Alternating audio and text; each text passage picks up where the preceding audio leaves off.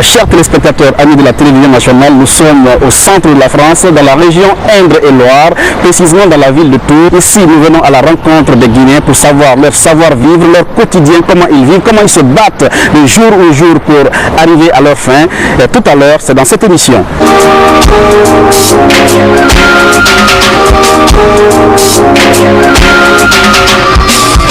Classée ville d'histoire et d'art, Tours est une commune du centre-ouest de la France, sur les rives de la Loire. Préfecture du département d'Indre et Loire, elle est inscrite au patrimoine mondial de l'UNESCO au titre de son paysage culturel. Avec 134 633 habitants selon les statistiques de 2011, Tours est ainsi la plus grande unité et aire urbaine de la région centre de l'Hexagone. Cette ville habite plus de 1000 Guinéens, à en croire nos compatriotes qui y vivent. Ces Guinéens de Tours ne cessent de prier pour la paix au pays, d'où leur cri de cœur. Nous sommes à la veille des élections 2015. Choisir un candidat, c'est choisir son programme de société.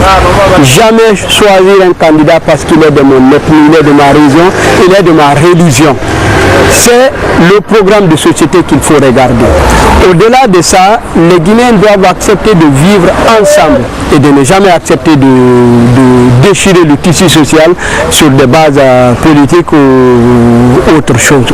Organisés en association, ces Guinéens devenus tourangeaux par adoption ont la nostalgie de la Guinée, leur pays d'origine qu'ils ne cessent de servir à différents niveaux, même étant à des milliers de kilomètres. Ce qu'on a pu par exemple faire, nous avons fait par exemple des ordinateurs, c'est des tours, donc on va bientôt expédier en Guinée pour viser une école en difficulté, donc c'est des ordinateurs, on travaille en collaboration avec une école ici qui renouvelle chaque année des outils informatiques que nous on va récupérer à partir de cette année, qu'on va expédier en Guinée, donc pour offrir à une école. Donc c'est vrai que c'est une étape à améliorer parce qu'il est important aujourd'hui que ce soit les Guinéens d'ici et qui sont là-bas comprennent bien l'enjeu, ce qui se passe d'être en association, parce que c'est voilà, si on arrive à être dans une association, on peut vivre en harmonie aussi chez nous.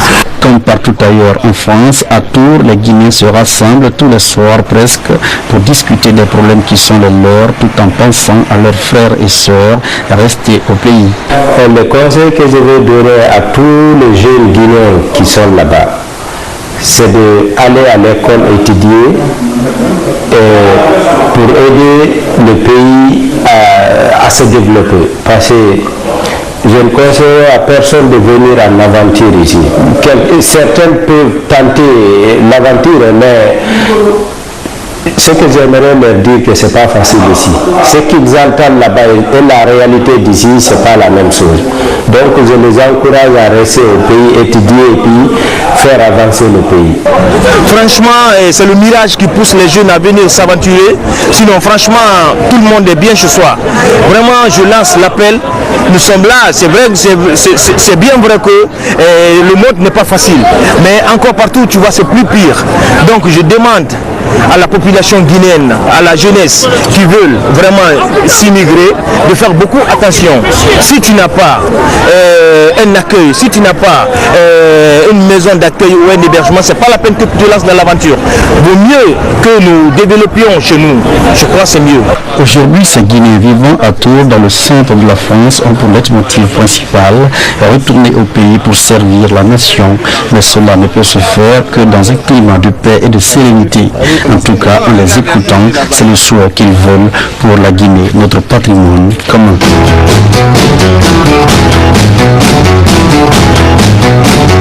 C'est M. Diallo Mambadou Baïlo. Je suis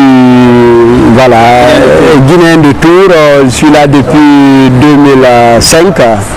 Voilà, j'étais venu dans le cadre, pas spécialement des études, mais pour des raisons personnelles, j'ai repris des études ici, j'ai un moment arrêté, et puis voilà, je suis là depuis 2005 et ça se passe bien dans des conditions normales. Dites-nous comment vous vivez ici.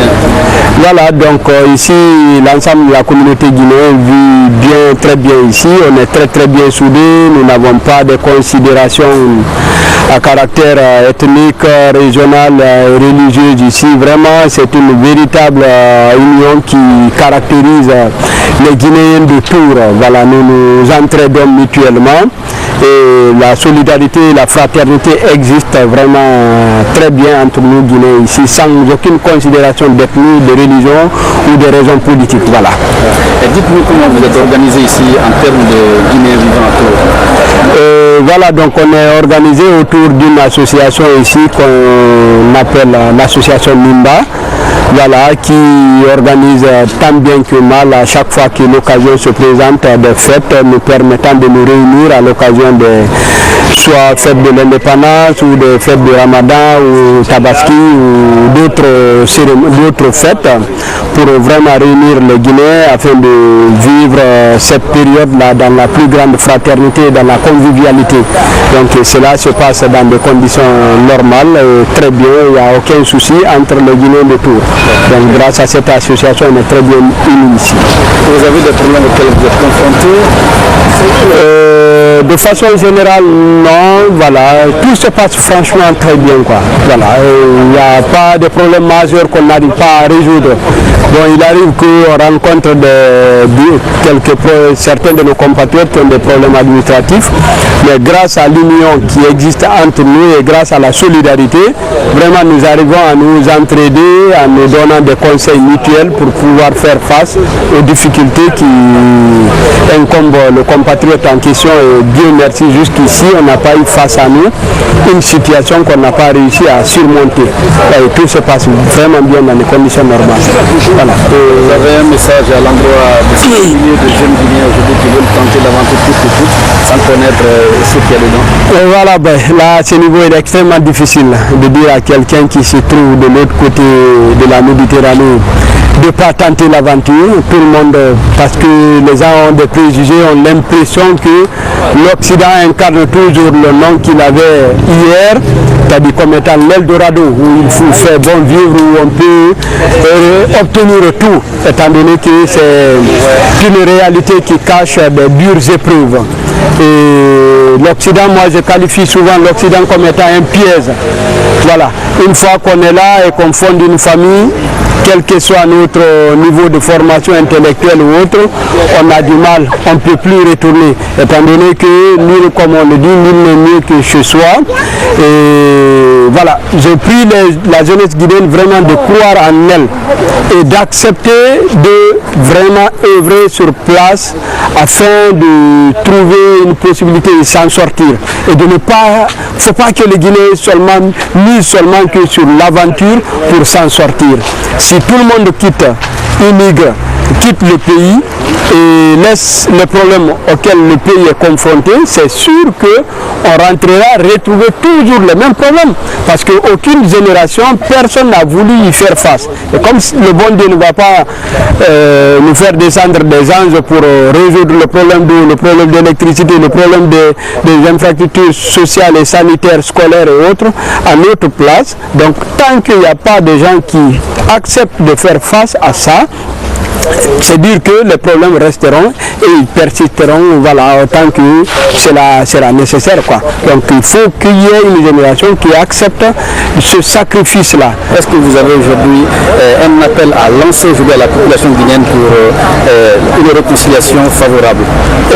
L'appel que j'ai à lancer à l'endroit de mes compatriotes, c'est d'accepter de s'unir, d'accepter de lutter contre toute forme d'ethnocentrisme et de régionalisme. Les Guinéens doivent accepter de vivre ensemble parce que nul n'a fait une demande au bon Dieu. On a notre salut dans la différence, l'acceptation de notre différence. Dans notre différence. Voilà. Et c'est cette différence-là, hein, de culture, de civilisation, de mœurs, qui fait la beauté, qui doit faire la beauté de la culture et de la civilisation guinéenne. Cela ne doit pas constituer un handicap à l'unité nationale et à la cohésion sociale. Bonjour, je m'appelle Frédé Cissé. Je suis à Tours depuis 2003. Donc actuellement, je suis responsable d'exploitation chez FedEx International, ici à Tours. Donc j'ai fait tout mon cursus à Tours ici. Donc voilà, de 2003 maintenant. Voilà.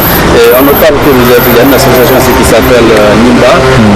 Parlez-nous un peu de cette association. Vous êtes qui dans cette association, tout ça? Alors voilà, c'est exactement ça, c'est l'association NIMBA. Elle a été créée en 2004. Donc moi je suis l'un des membres fondateurs de cette association. Et puis j'ai occupé le poste de secrétaire général, le président de l'association et puis le trésorier. J'ai occupé en fait tous les 3 postes exécutifs. Présentement je suis le secrétaire général. Donc c'est une association qui a été... la naissance est venue d'un concept tout simple. Quand on est arrivé en 2003, donc il n'y avait aucune structure pour accueillir les étudiants guinéens. Donc pour accueillir, que ce soit guinéen d'ailleurs ou autre, il n'y avait aucune structure. Donc moi je suis arrivé à la gare, je ne savais pas où aller. Donc je me suis adressé aux gens, savoir où se trouvait le CROUS, qui est juste derrière moi. On m'a conduit au CROUS, sauf que c'était fermé. Donc pour la petite histoire, je suis resté une nuit dehors. Donc au final, par la force des choses, on a tant bien que mal réussi à trouver son chemin. Donc après, quand on s'est retrouvé un an plus tard, quand il y a eu d'autres Guinéens, d'autres étudiants, donc on s'est posé la question de savoir est-ce qu'il faut laisser ce qui nous est arrivé à d'autres jeunes aussi qui vont venir à ce tour. Il fallait prendre les... Voilà. Donc c'est parti de là. On a dit bon, on va créer une structure, une association pour au moins ne serait-ce que accueillir les étudiants qui vont arriver, les guider, voilà, parce que nous, c'est vrai, on a connu, comme on dit, le mur, mais voilà, on ne va pas laisser aussi nos frères qui vont arriver tomber dans le même panneau. Donc voilà, c'est parti de là. Donc voilà, bon, comme la loi 1901 ici permet la création d'une association, voilà, l'association a été créée, donc elle s'appelle l'association NIMBA. Ça regroupe tous les ressortissants et sympathisants guinéens. Pourquoi NIMBA, le nom NIMBA? Alors NIMBA, on a essayé d'abord, comme le but aussi, quelque part, donc c'est d'intégrer les Guinéens qui vont arriver, mais aussi promouvoir la culture guinéenne. Donc on s'est mis d'accord que le NIMBA représente, c'est un match qui représente beaucoup pour la Guinée. Petit à petit, on est allé au-delà de cela, on a commencé aussi à accueillir des non-étudiants, donc c'est-à-dire des jeunes Guinéens qui arrivent en statut, en état de... qui demandent l'asile, qui viennent en tant que mineurs. Donc nous avons commencé, on a commencé à nous contacter pour identifier ces jeunes Guinéens, premièrement. Et deuxièmement, on s'est dit, bon, maintenant on peut faire mieux que ça, que d'accueillir les étudiants. On a commencé à promouvoir la culture guinéenne. Donc on fait chaque année une journée culturelle. La journée culturelle, elle est simple. On fait la bouffe, la cuisine guinéenne qu'on propose dans les différentes universités. On fait une danse folklorique sur une grande place ici, donc avec les djembés. Donc on invite quelques artistes guinéens qui viennent jouer un peu du dundumba. Voilà. Et ensuite on fait un défilé de mode avec des filles essentiellement guinéennes, c'est important, donc qui défilent en tenue traditionnelle guinéenne. Ensuite après on finit par une conférence débat où on va parler en fonction du moment, de l'actualité qui domine. Donc c'est ce qu'on fait essentiellement et après on essaie ici aussi de s'organiser parce que bon c'est pas évident quand on sort de chez nous, il est important qu'on crée une structure parce que c'est vrai qu'aujourd'hui il y a beaucoup de problèmes qui se posent, par exemple quand il y a un décès d'un Guinéen ou quand un Guinéen a un mariage ou une naissance. Donc on s'organise à ce que quand il y a un décès, qu'on puisse se donner la main pour donner un petit premier coup de main à la personne, ne serait-ce que voilà, symbolique ou en tout cas s'organiser pour le rapatriement du corps. Et deuxièmement, quand il y a un mariage, vous savez bien, quand on a un événement, malheureux ou heureux, les premières personnes qui viennent, c'est vraiment important. Donc on accompagne nos frères dans ce cadre-là. Donc est-ce qu'il y a des difficultés auxquelles... Tout à fait, comme n'importe quelle structure, on est malheureusement confronté à ça. Après, moi, ce que j'ai toujours dit à tous ceux qui ont voulu être à l'instance, que c'est un don de soi d'abord. Gérer une association, c'est un don de soi, parce que quand on décide de gérer les gens, il faut accepter le traité, il faut accepter beaucoup de choses. Donc effectivement, tout simplement, parce qu'une association malheureusement ou heureusement fonctionne avec un budget par exemple, donc c'est des difficultés parfois à collecter cette petite cotisation qui nous permet de faire ces actions d'une part. D'autre part aussi, c'est très difficile de concilier, enfin de faire la part des choses, parce qu'il y en a qui sont parmi nous malheureusement sans revenus, et bon qu'on est obligé d'intégrer, et d'autres difficilement ont du mal, donc bon, mais dans l'ensemble c'est vrai qu'à Tours on arrive toujours à un consensus, à ramener les gens à la raison pour leur expliquer le bienfait d'une association, qu'on ne le fait pas que pour nous, mais c'est surtout pour la communauté guinéenne, et il faut que ça continue. Il faut que nos parents acceptent cela, parce qu'aujourd'hui malheureusement un Guinéen qui se retourne avec simplement un diplôme, on dit qu'il est maudit. Donc ça condamne l'exilé, ça nous condamne à l'exil forcé. Donc ça fait. Et puis le troisième aspect, c'est les réseaux sociaux. Il faut vraiment que les Guinéens en Guinée fassent attention à ceux qui voient sur les réseaux sociaux. C'est du mirage. C'est du mirage, c'est pas vrai. Il faut que les gens comprennent cela, qu'on peut bien réussir en Guinée et venir ici. On peut commencer à réussir en Guinée et venir. Un tout dernier point, il faudrait que les jeunes étudiants franchissent l'étape de la licence avant de faire une demande de venir ici. C'est très très important. Aujourd'hui, 80% des étudiants qui viennent non seulement n'avancent pas, c'est pas qu'ils ne terminent pas, ne franchissent jamais l'étape de la deuxième année.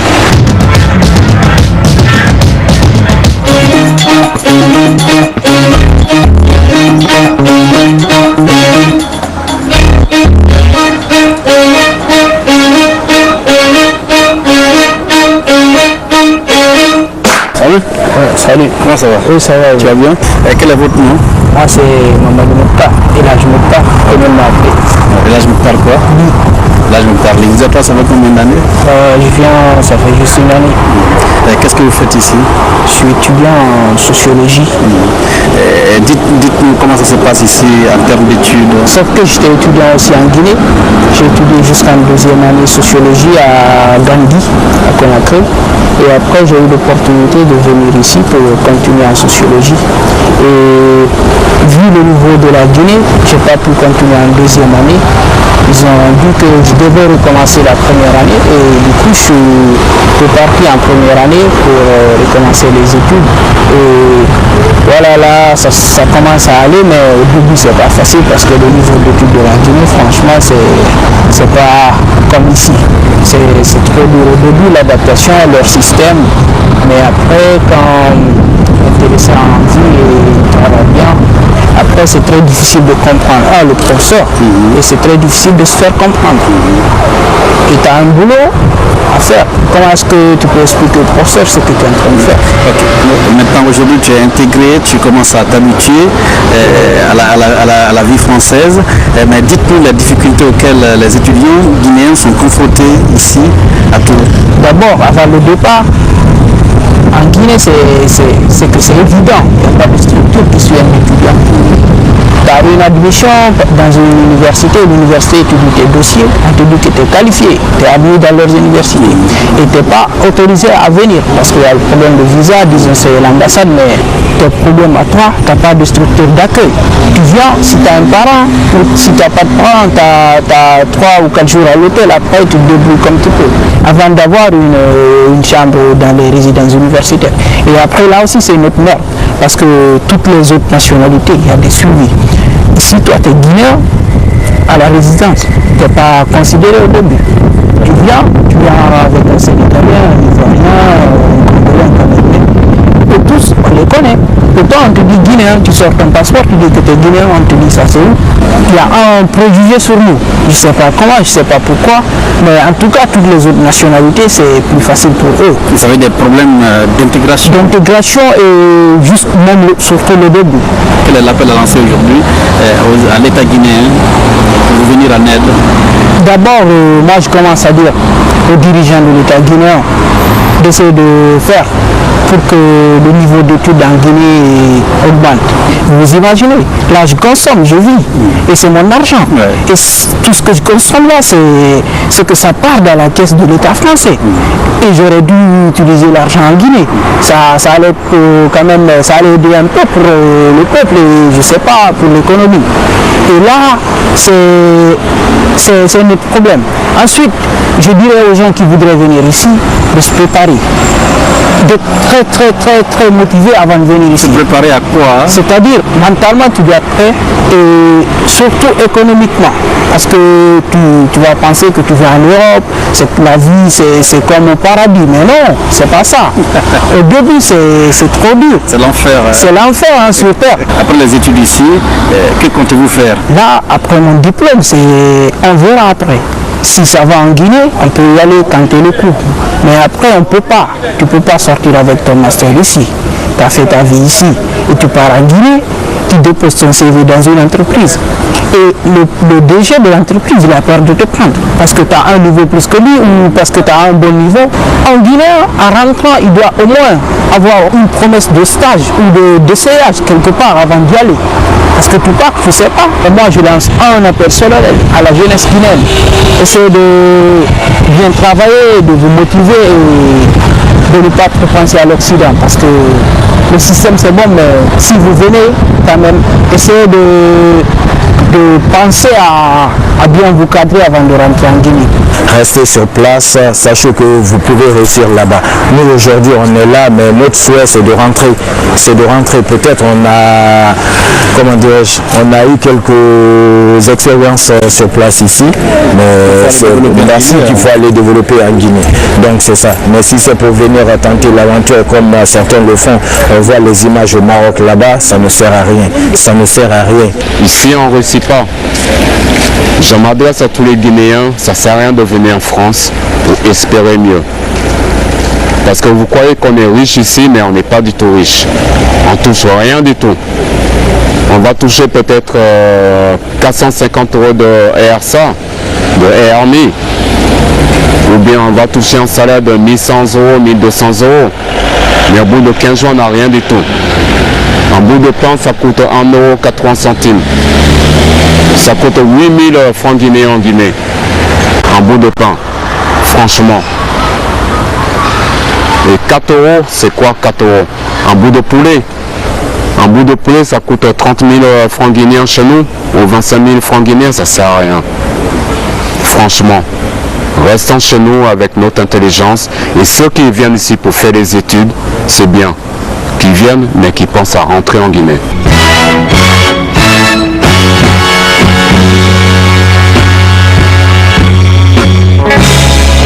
On n'a pas d'arrière-pensée, il faut qu'on arrête. On est un seul. On est des frères, des cousins, des potes.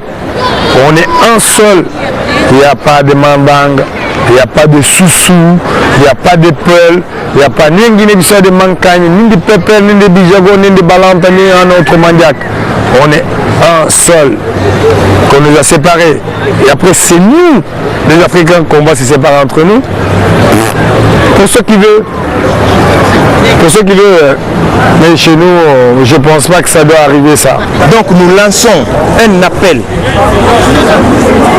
pieux à l'encontre des Guinéens pour qu'ils se donnent la main. Sans le dialogue, sans la réconciliation nationale, le pays ne peut pas avancer. Nous ne pouvons pas avoir un avenir heureux sans qu'on se donne la main. Je suis guinéen, on a élu un président, on reste derrière lui.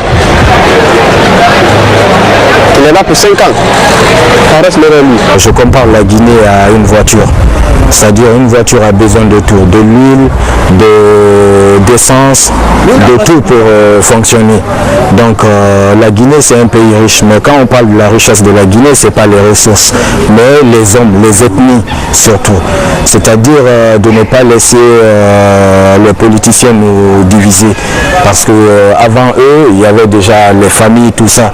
Donc moi principalement, j'ai grandi dans un quartier où comment dirais-je, chaque parent s'occupait des enfants du quartier, sans distinction d'ethnie ni de race. Nous, ici en tout, il y a pelle, il y a souci, il y a tout. Et moi, je ne peux pas te dire que lui, les soucis, les pelles. On ne sent pas. On ne le sent pas. Nous sommes unis ici. On fait tout ensemble ici.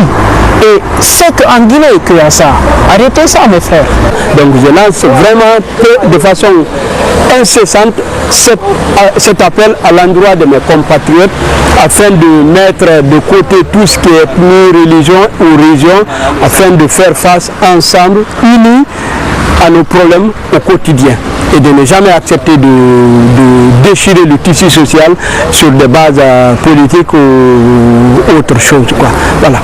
Alors, chers téléspectateurs, nous sommes au terme de cette émission Diasporama. Diasporama qui est venu ici à Tours pour rencontrer les Guinéens qui vivent dans cette région Indre et Loire. Ici, nous avons juste derrière nous le fleuve la Loire-Atlantique qui traverse cette ville de Tours. Et merci les Guinéens qui sont à Tours ici. Ils nous ont bien accueillis et au revoir, à la prochaine.